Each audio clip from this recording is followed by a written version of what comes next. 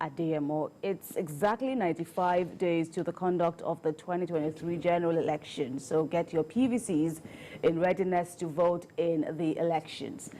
Today on the program, as the world marks the year 2022 World AIDS Day, UNICEF, UNAIDS, as well as NACA and others want more investment in the youth to reduce rate of HIV AIDS infections. And later on the show, traditional rulers intervene in the Ekiti Assembly man crisis as 4 members who wrote apology letters get recalled. I'll be hanging out with Babajide Kolade Otitoju and Mojid Jamiu. Gentlemen, welcome to the program. It's good you are all here. I haven't braved what we heard was a fierce traffic gridlock on the expressway. Yes. Glad to have you both make it. If you're ready, John, let's hang out. Starts now.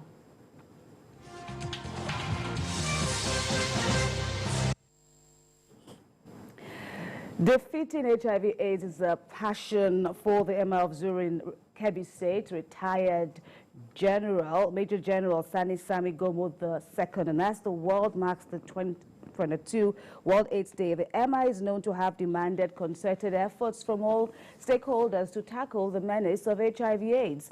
And he joins us now via Zoom from his palace in Zuru for more discussions on this. Before we get to hear him first, of course, all day long there have been discussion after discussion about how far we have gone in Nigeria in combating the menace of HIV AIDS. BKO, what are your thoughts?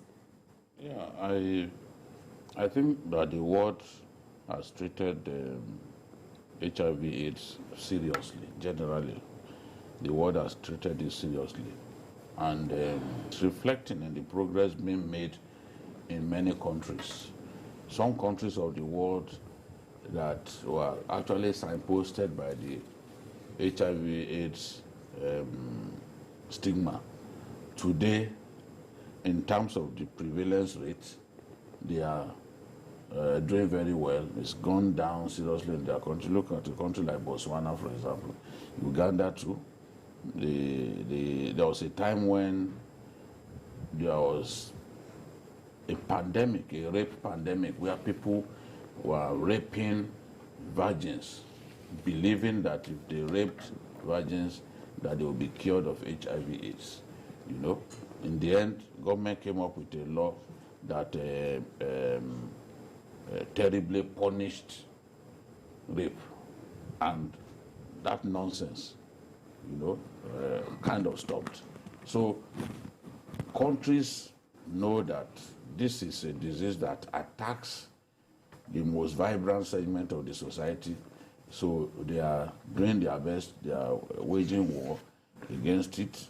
The awareness is very strong. So people now know that if they must have sex with people that they do not trust, that they've got to get themselves protected. And it's happening just like COVID. When COVID came and those safety protocols were introduced, people stuck to those protocols. It slowed down the spread of COVID-19. The measures put in place to check the prevalence of HIV/AIDS has helped in many countries, and we can only appeal that in our own country that more concerted efforts must be made. And you can see the UN, UNICEF and the rest of them saying, look, let's invest more in the young people. Let's empower the young people. A lot of our young people who have no access to the antiretroviral drugs, they need access. They need access so that they can live their normal lives. We've seen now that being infected with the AIDS virus is not a death sentence. You can still live your life normally. You know, look at Magic Johnson, the American basketballer. It was in 1992 that it became such a big news that one of the greatest basketballers of all time was infected with HIV virus. But regular exercise, antiretroviral drugs, and the rest ensured that even when it was tested, some time ago when it was tested, it was so low, almost to the point that, I mean, his viral load was so low, almost to the point of non-detection. And his own children and his wife, they are free of the virus. So we need to continue to take those steps that can help us defeat the HIV virus. We are among the top 10 countries based on 2020 figures. Top 10 countries with the most HIV cases. South Africa, number 1, India, Mozambique, Tanzania, Nigeria is in number 5 positions, Zambia, Uganda, Kenya, Zimbabwe, and Russia. You can see that Botswana is not here. They've done a tremendous work in Botswana. I'm so proud of the people and government of Botswana, because in many spheres of life, they've shown that they are real leaders. All right. Let's compare BKO's analysis and assessment of the journey so far in combating HIV AIDS. So we've heard about, feats recorded in other countries, especially in Africa. How would you weigh our progress here in Nigeria, Majid?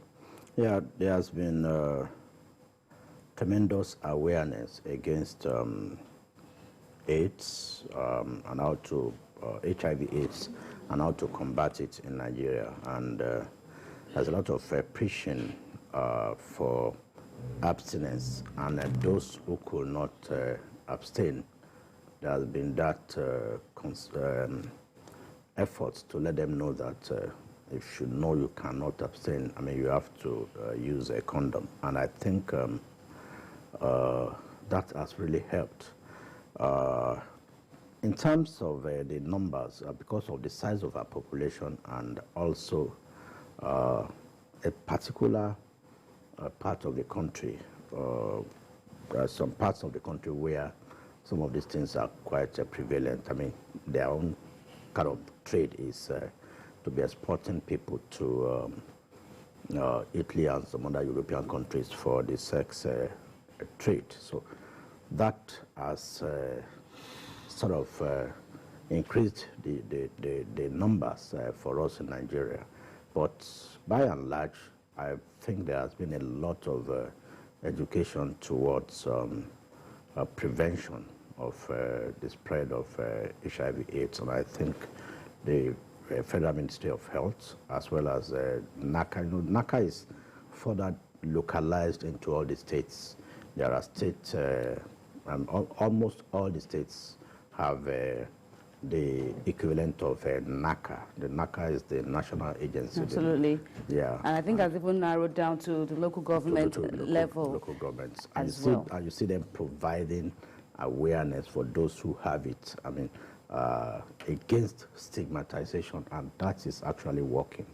And also, your diet, the type of exercise you do, and that's, I mean, it's not a death sentence. And like you just said, Magic Johnson is a living example. He's lived with that virus for 30 years. And since 1992, 30 years after, he's still kicking. So it has shown that, yeah, it's not a death sentence. And we've had people living with HIV AIDS, getting married and having children. But, I mean, they have to be guided. But by and large, I think there's been a major improvement. Just like in the case of COVID, when it came, we thought it was the end of the world. But here we are with no masks, and I mean, very little occasions that we have to keep wearing a mask. All right. Gentlemen, let's compare notes now with our guest at this time. We told you earlier on about how the need to curb, defeat, in fact, eradicate HIV/AIDS has been a strong passion of the Emir of Zuru in Kebbi State, retired Major General Sani Gami Gomo II. He joins us now from his palace in Zuru in Kebbi State. Your Royal Highness, we thank you very much for your time with us on Journalists Hangout. It's really good to have you join us. Welcome.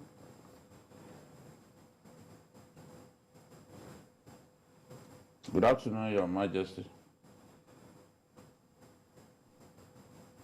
أعوذ بالله من الشيطان الرجيم بسم الله الرحمن الرحيم.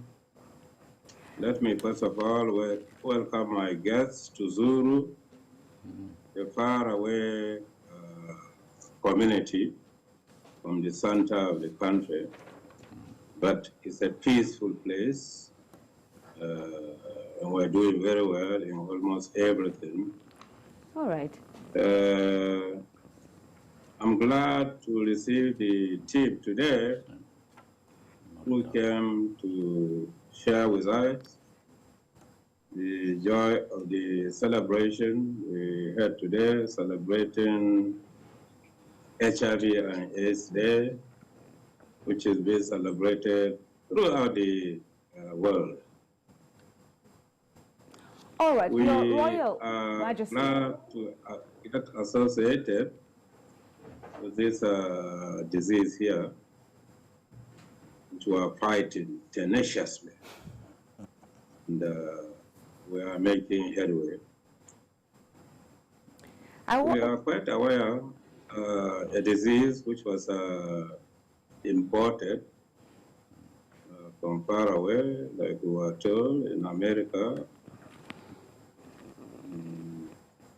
1981, it started from America and came to Africa in 1986 or 1983, sorry, and later to Nigeria, 86. When it came to Nigeria, some analysts and many people carried out some research and established that 6 states in Nigeria were badly infected with HIV. That in 1986. 3 in the south, 3 in the north. In the north, our state was one of the 3 which was badly infected.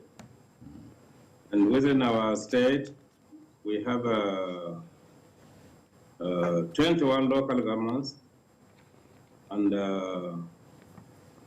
5 emirates.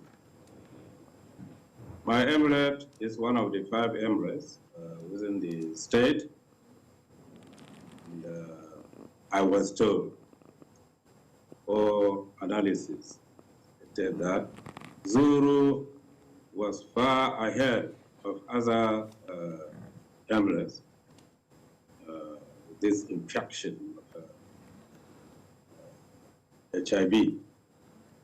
And this is why, being a retired general, a soldier, who saw it all, who did it many times within and outside the country, I decided to go in and fight this scourge to the heart. I used my resources, my money initially, and co-opted quite a number of people to fight HIV to a standstill. Later, we were advised to co-opt many experts, which we did. We got a lot of volunteers who joined us, who are experienced in various fields. So we started fighting, first of all, working on awareness to this, which is strange to us.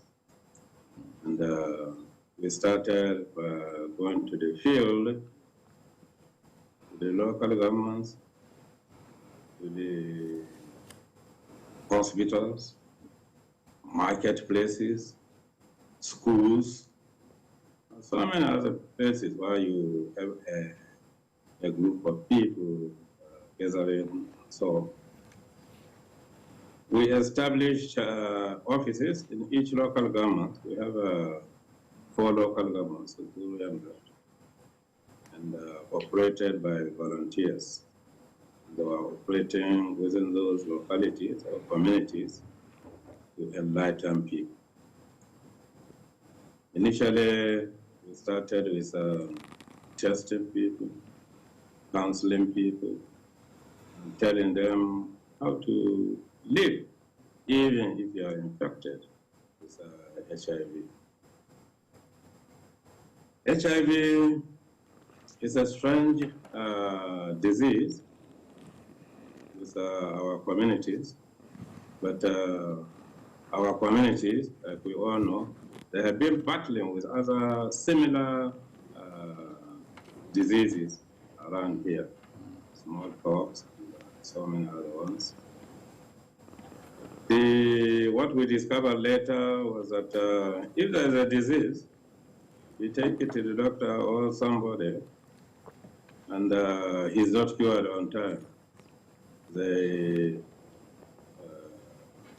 take it that are spirits, witches, and so on. A lot of superstitious belief within the area.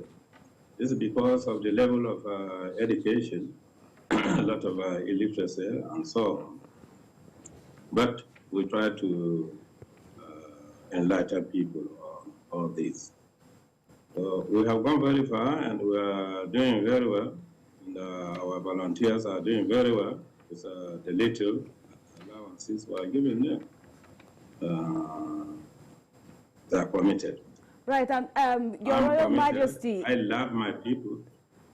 That's part of the areas that we also want to talk to you about, to give us some more information about what areas especially has Nigeria made progress in combating this menace. Well, we have been crying out. All we need is a lot of support from Nigeria, especially federal government and state government. It's finances we need. We need funding so that we can do a lot of things more than we are doing now with limited resources available to us. Up to now, we're not getting much support financially from federal government, from state government, but some few individuals are helping us, donating some little money to us to carry out certain services we plan for ourselves and so on. We are happy with that one, and things are moving. Well, HIV is, like I said before, it's a strange disease, and we're battling with it. And we hope our people will get to know and accept realities and work with us, and let us minimize the infection in the society here. We want the state government and well-to-do personalities within our communities to come in and assist. Get us equipment, get us some little things we need to carry out services. We need transport to move around within our areas. We need accommodation here and there to house so many people who visit us, to assist us, and so on within the community. Otherwise, the external assistance we get is very minimal. It's not much, and so on. But that doesn't deter us. We are doing our best. Right, that's good to know. That's good to know. What about advice? People coming out to know their status. We said earlier on that even if you have the virus, it's not a death sentence. What's your advice in this regard? Well, we have a little, I wouldn't say it's a medical center or so. We have a testing clinic within the structures I provided them. We counsel, we test, and we advise on what to do, and so on. We refer some patients to the hospitals where they have the facility to test more than we are doing, and so on. So it's working. We have a center here in Zulu. We have one in River. We have one in the neighborhood. It's in Niger, but very close to us, Tungamagajia, helping us and doing very well. So we are utilizing such services, such friendship we are establishing with other people to succeed in our jobs. All right, we want to thank you very much for speaking with us on Journalist Hangout. We have been speaking with retired Major General Sani Sami Gomo, who is the Emir of Zuru in Kebbi State. Thank you very much for your Royal Majesty. Thank you, sir. You are welcome. Thank you, sir. So, BKO, well, we have to take this much-needed break at this time. We'll return to more on Journalist Hangout. Please stay with us.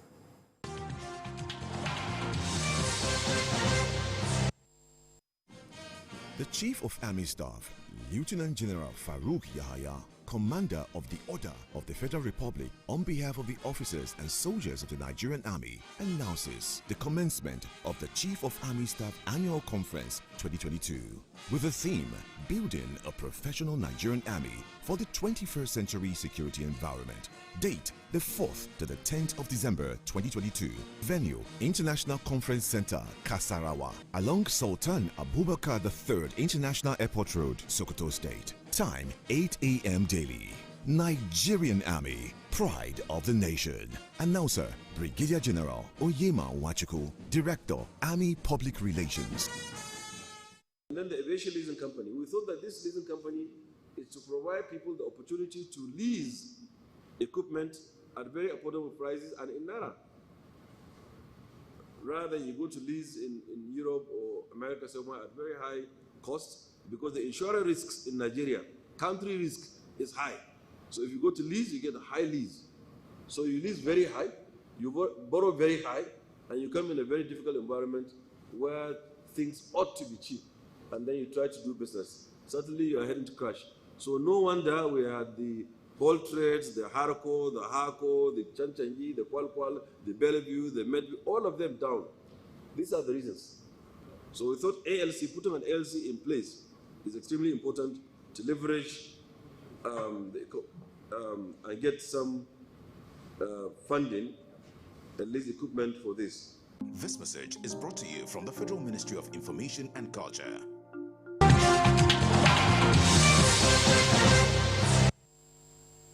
Thank you very much for staying with us on Journalist Hangout. And just before we wrap up the first topic at this time, not talking about World AIDS Day in Nigeria. For those who didn't watch the onset, we just finished speaking with the Emir of Zuru in Kebbi State, retired Major General Sani Sami Gomo II. And it was rather impressive listening to him talk about his foundation, which was set up more than 10 years ago, a fairly long time. And it's also impressive, seeing him still strong and, passionate about his dreams. Yes, about the need to defeat HIV AIDS. You can see he knows a lot about HIV AIDS. He knows a lot about how we can defeat it, the efforts that we need to make, the sacrifices that we need to make. And for me, for an old man, 79 years, to still be passionate, to still be into advocacy, of this sort, I mean, it's very impressive. These are the kind of elders that we want in our society. I've read a lot about General Sani Sami. When I was growing up, he was one of the governors when Buhari was military head of state between 1983 and 1985, and was a very active governor at that time. And you will never read about negative things about this man. I mean, this is the way to age gracefully, to be contributing to how the society can be better. getting yourself busy with how you can steer the younger people in the right direction, how we can defeat HIV AIDS, because no one wants us to be in the position of South Africa, for example, with about 7.8 million HIV cases, despite the fact that their population is just about a quarter of the population of Nigeria. So I'm really impressed with this monarch, and I pray that God will reward him tremendously for what he continues to do even in his old age. Right. What are your takeaways? At 79, what struck me is the way it took us down memory lane, telling us that this HIV AIDS was imported. It started from America in 1981, got to Africa 1983, got to Nigeria 1986, and in Nigeria, out of the states in Nigeria, that the state was one of the first that had the virus, and at its local government, it took us right down, I mean, at 79, narrowed it down, and the effort is making. Of thought is there. Yes, at 79. That strikes me a lot. I say kudos to him, and I wish him long life and prosperity. Amen. Amen. Bravo, Emma of Zuru there. And we also share that you continue to live long to make more impact in the society.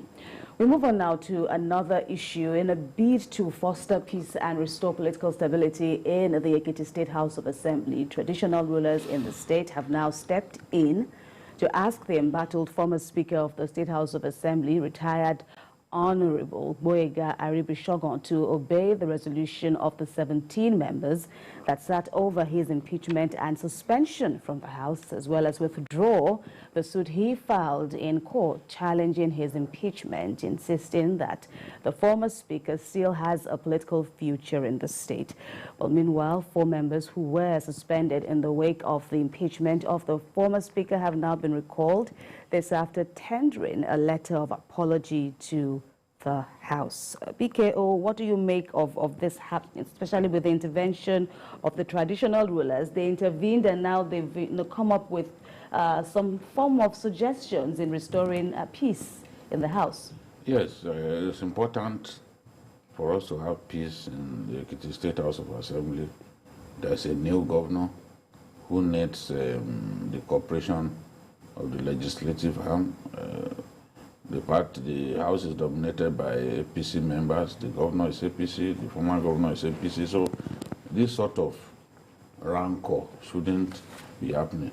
People will disagree, but they have to disagree, bearing in mind that, look, it really does not make sense to get the roof to collapse over all of our heads. So the traditional rulers have intervened, because for me, I thought the suspension was harsh. You know the reason why I said it was harsh? Because I know what will happen when people get suspended. And a good number of them, already they are not even returning to the house. On top of that, you get suspended. You won't earn your wages. Right. You in these difficult times, you could starve. You could starve, and some of what you need to use money for, if you don't earn any form of income, how do you then find the money to use? So it was a wise thing that those guys retraced their steps, apologized, and they've been recalled into the house. Let the House start on a clean slate. There's a new governor there. They need to help him to succeed. There's a lot more work to do in Ekiti. There's a lot more work to do. And if they start quarreling amongst themselves at this stage, and we don't have unity of purpose in the House, it will affect the performance of the governor. You know, that's why a lot of people were concerned when this thing happened, and they all want the matter resolved amicably. Once they are back, hopefully, even the former speaker will be brought back on board, and they can all continue to work for the progress of the state. No one knows. My own advice to him too is, look, withdraw that matter. No court will impose a speaker on the House. No, if you are illegally removed maybe as a governor, illegally impeached as a governor, the court will make the pronouncement that you are illegally impeached. All your entitlements, you know, because when you are impeached, you lose certain entitlements. All your entitlements will then be restored. But the point that I'm making is no court will force a speaker on the House of Assembly.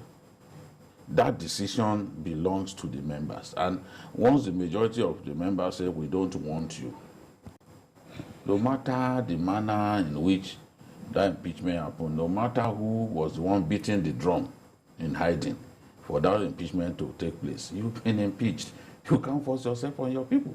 So it makes sense, as the leaders, as the traditional rulers have intervened, withdraw this matter, then come back to the House, and then let the good work of running Ekiti State continue. We don't want friction and even a resort of violence in that state. We don't want to see it. So I appreciate the traditional rulers who stepped in just so that we can have peace and harmony. We also had a bit of intervention this time around from notable senior advocates of Nigeria, Chief Afe Babalola, Chief Oliola Nikpekun, and you know several other notable names. How do you weigh this? Because on the other hand, they said Honorable Adelugba is illegally occupying that position.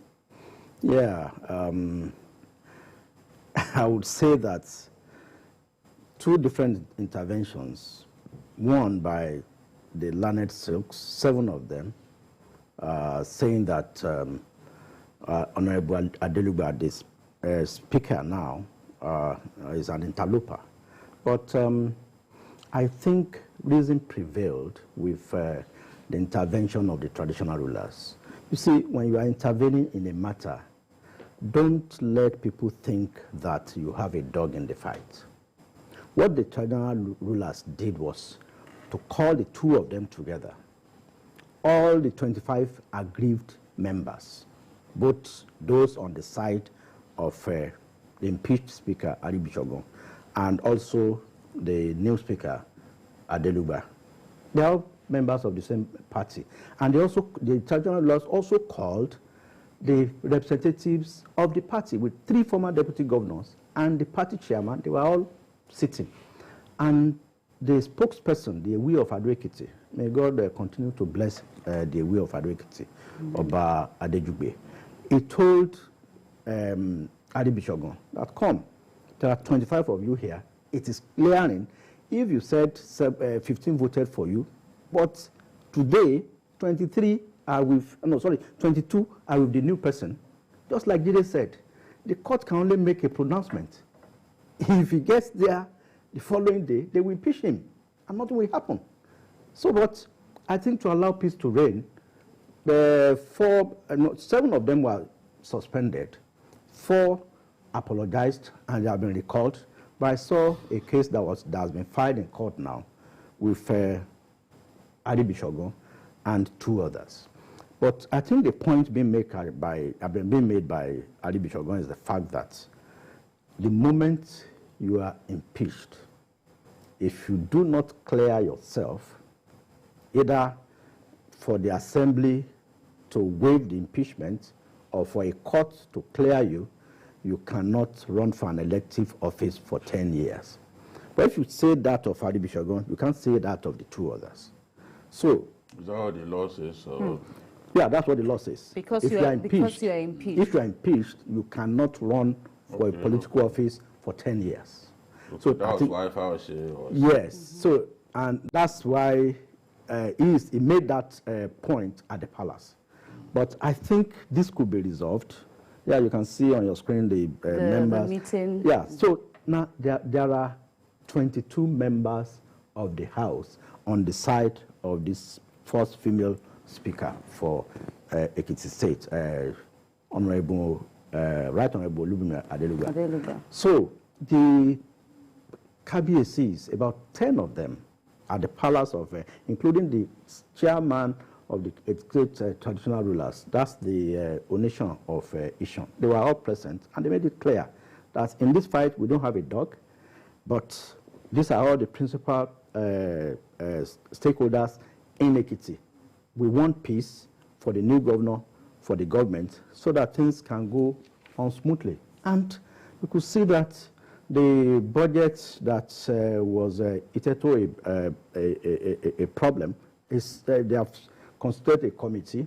The budget passage process is already ongoing at the assembly. This was stalled initially. It's one of the allegations against the impeached speaker. But all that is being resolved. But I believe that even the case that has been instituted in the court could still be withdrawn, and the impeachment could be quashed, because, of course, Ali Bishop is still a member of the party, and I want to believe that this could be resolved amicably. But then, for whoever is going to intervene in this matter, that person should come forward with the notion that he or she or group does not have a dog in the fight.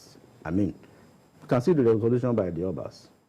Everything has calmed down, and the assembly has been sitting. All right. Okay, but BK, still on this issue now, of course, it's been said by you both and other observers of the fracas that happened earlier, the role of the police in all of this. Of course, there's a thin line. When things like this happen, it's really a very sensitive period. And some people have also looked at the role of the police in aggravating or lessening the tensions there. Ari Bishogun also has a bone to pick with the police in that regard. No, the thing is, the police would, in most cases, support the governor.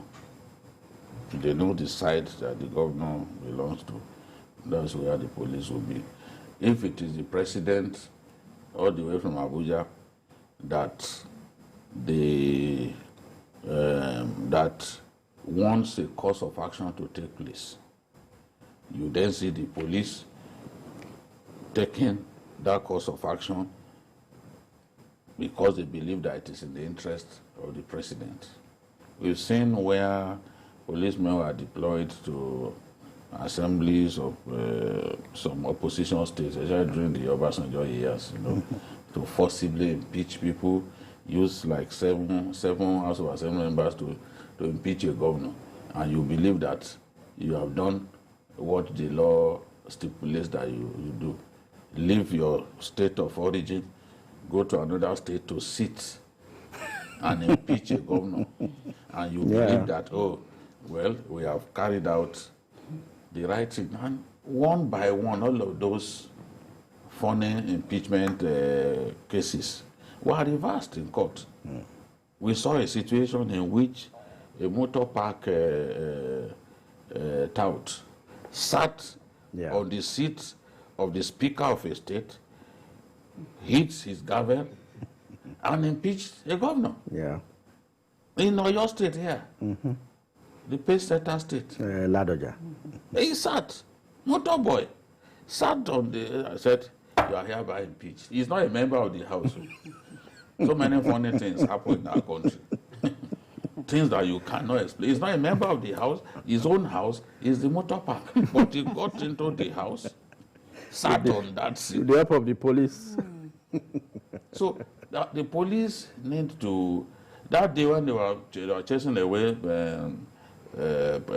journalists, they said, don't come close, this and that. So the police, they are at it again. But we know, once you see the actions of the police, you know who really that particular course of action will favor. It either favors the governor or the president, the big man in Abuja. And in this case, it favors the governor. He's the one who presented a budget that was put in abeyance. He can't be happy that his budget was put in abeyance. He has to find a way to break the lockdown. So it is politics. The people who moved against the interests of the governor, I think that in the final analysis, they've received a bloody nose. And that's the nature of politics. Before you take an action, you have to be sure that you won't get your fingers burnt in the process. Because if you get your fingers burnt, there may not even be a way back for you. These ones are lucky because the traditional rulers intervene. We've seen people suspended for even years in the house. Look at what the governor of Edo State did to those lawmakers. Up till now, he didn't allow them to sit. People were elected just the way he was elected. So, again, I'm sure lessons have been learned, even if people don't admit it publicly. The truth is, lessons have been learned. You have to weigh your battles. All right, and is that what you believe the apology was all about by Honorable Kemi and the others who were said to have been readmitted after they apologized? It's like talking about where they stand in opposing the governor, and other issues. I think it's not even the governor here. The party had a position, met with all of them, and told them that we want Adeluba to complete the term of the former speaker that died. Speaker. And they all agreed. And they went there, 15 of them, and planned a coup against the party. So if you plan a coup, if it succeeds, yeah, they have succeeded for like maybe 24 or 48 hours. But the moment a coup fails, you live with the consequences. That's what they meant by saying you get a bloody nose. One finger. Now they had to apologize. I mean, and they are just lucky that the traditional rulers intervened. It could have been worse. It could have been worse because the other 17 members already formed, in fact, 18 of them formed, they formed a quorum because 2/3 of 25 is 17, and they were 18 in number already. So they're in the majority, and quote unquote, they have the government and the police on their side. They won't allow you to enter the house. That is it. In fact, one of the riot acts they read to the 7 of them is that they should not be found 1.5 kilometers radius around the House of Assembly. Very draconian. I don't know where they got it from. But even I also learned that. It's an Ekiti invention. And also, I learned that you can't even suspend for more than 14 days. It's not even allowed in the Constitution, but they were suspended indefinitely. All right. But I think reason have prevailed. All right. We'll continue to monitor developments there and hope that nothing derails the path to further development in Ekiti State, especially in the fact that a new governor has, of course, emerged and been sworn into office. Okay, moving on now. There is another issue. This time around, it's a national issue for a country reputed to be the second largest oil producer in Africa, the 14th in the world. It's fully to have soap in the eyes while swimming in a river. Unfortunately, this continues to be the case in Nigeria when it comes to the production and availability of premium motor spirit, otherwise known as petrol. The Nigerian National Petroleum Company Limited, NNPC, through the Executive Vice President downstream, Adeyemi Adetunji, says the NNPC has 2 billion liters of petrol in stock, which can serve for more than 30 days. And he attributed recent queues in Lagos to ongoing road infrastructure projects around Apapa. But of course, Nigerians are still grappling with this issue. It's queue after queue, which has, of course, impacted on the free flow of traffic in many highways. And of course, many states are also reeling from this impact. BKO, your thoughts on this? My problem with the people at the NNPC is their capacity to lie through the teeth. Every time we have fuel scarcity, they never admit the truth. Never. We had a very serious fuel crisis in 2017. It took a public hearing by the Senate for us to know that before that time, supply had tapered down. Supply had tapered down. And because supply had tapered down, the depots did not have the quantum of fuel supply that they used to have. And when you don't have enough, it leads to scarcity, it leads to hoarding. When you have more than enough, it is difficult to hoard. The marketers have been telling us that some of the depots are dry. They don't have supply. There are all kinds of reasons for this. These depot owners and other stakeholders want competitive pricing, appropriate pricing in that sector, because inflation, forex, the slide of our currency, and other factors are causing them to lose money. When you say, okay, sell at so price, energy, electricity supply that is not constant will push people to rely more on diesel. Diesel that was sold at 225 naira per litre during the first quarter of this year, being sold at above 700 naira per litre. Now you have to use generators to power your filling stations. Who bears the brunt? Who caters for that? In the final analysis, these guys are in business to make money. So more and more of them are finding it difficult to access foreign exchange that they need. Now, there is the issue of the daughter vessel. The daughter vessel is what they use to bring product from the what's it called? From the ships that bring in product. The cost of hiring those daughter vessels went up by more than 130%. Again, who bears the cost? So depot owners, as far as they are concerned now,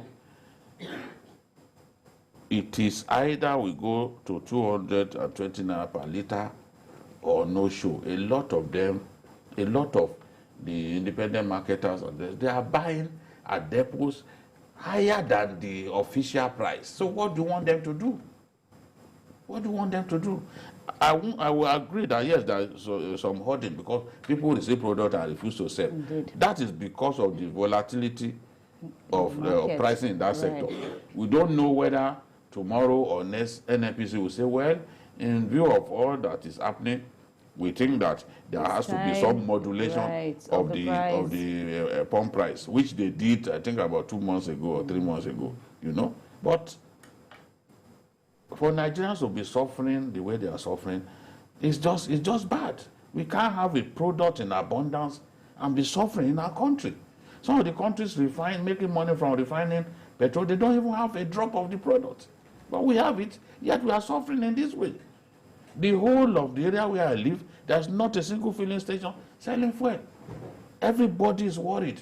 We don't want to sleep in the heat. We want to put on our generators, but we can't access petrol.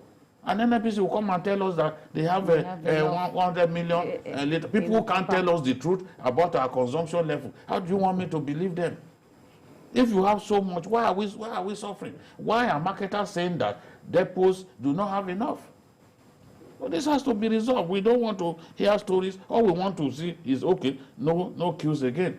We don't want to hear all these stories about that you have more than enough because you've lied like that in the past. Right, and the impact is also endless because, you know, many people are having to deal with triple prices of, for transportation from here to there. And of course, this has also affected prices of already high commodities. So what do you make about, permanent solutions to this? Because there's also a foundational problem of NNPC not even having enough capacity to absorb this product from the vessels, and that is why the role of IPMAN and other stakeholders are important. And now, of course, like BKO said, the issue of who bears the brunt of all these extra costs. We are not likely to have an end to this until Dangote Refinery starts production. But I think the good news there now is that I think by the end of this month, December, Dangote will be test running with the production of diesel and petrol from its 650,000 barrels refinery. I think that's the good news. And I think what the NNPC has failed to tell Nigerians is that they are aware that Dangote will be pumping petrol on petroleum products to the markets as from the end of this year. So they are slowing down on their imports. So all these things they are telling us is just irresponsible. They are lying to Nigerians. I don't know why they enjoy lying like that. Now, grown-up men lying. Yes, lying, about 2 months ago, they told us it was flood that caused petroleum scarcity. Now, the executive director, whatever he calls himself, yesterday said it was because there was construction in Apapa. I don't know how to even explain that. That is causing this. The construction has been in Apapa for God knows when. So why can't they just say, yes, we expect that by the time... It is only NNPC that is importing because it's only NNPC has access to foreign exchange. The other independent major marketers, they are no longer importing petroleum products because they are also very careful. Because if you go and bring your petrol... NNPC has some of their friends that are allowed to import. They allow some of their friends, but just very few. So, but all of them are looking at the startup date of the Dangote refinery because if you go and bring your product, you bring 2 billion liters, and Dangote starts pumping into the local market, you're on your own. So they are edging their bets. So instead of telling us, yes, tell us the truth about what is happening. You say 2 billion. Reduce the volume. That is coming in, because ahead of the coming. Of Dangote refinery. That is what is happening. All right. They're not telling us the truth. All right, gentlemen. Well, the struggle continues. Of course, we'll see how it all pans out. The pain, the inconvenience. All right. And December is already upon us, the month of celebration and festivities. We hope the Nigerians can breathe a sigh of relief eventually. That's at 7 on Journalist Hangout this Thursday edition. We thank you very much for watching and urge that you join us again tomorrow for another episode of the program. Remember, you can watch a repeat broadcast of this episode tonight at 11. Join us also on Sunday from 1:30 to 3:30 p.m. for Journalist Hangout on Sunday. We're also on YouTube at youtube.com/TVC News Nigeria. Once again, thanks for watching. I am Kemi Bola Adeyemo. Bye for now, and God bless Nigeria. Never miss a moment. Instant breaking news from all over the globe. Live streaming of your favorite programs delivered directly to you. Watch anytime from anywhere on your mobile or smart devices. Download the TVC News app today. Available on Google Play and Apple Store. Taraba is not called nature's gift to the nation for nothing. It has several landmarks and natural endowments, serving as tourist haven. It's home to more than 40 tribes and languages that have existed for centuries. Get to know more about these resources and how Governor Darius Ashaku is harnessing them to bring greater developments to the state on Discover Taraba.